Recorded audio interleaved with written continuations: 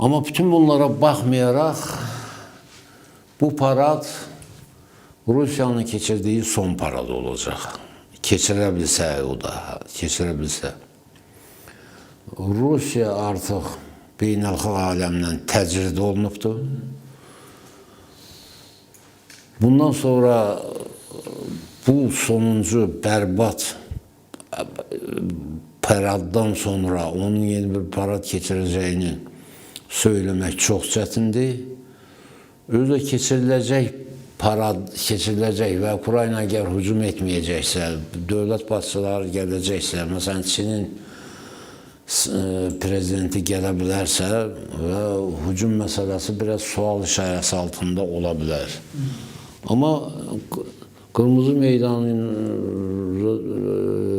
ateşə tutmazlarsa Moskvanın başqa bölgələrini raket yağmuruna tutacaqlar.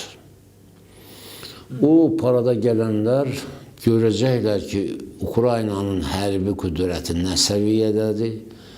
Rusiya onsuz da bütün hava hücumundan müdafiə sistemlərini yığıb Qırmızı Meydanın ətrafında toplayıb, özünün iqamətgahının ətrafında toplayıb. Ona görə də Rusiyanın səması demək olar ki, müdafiəsiz qalacaq.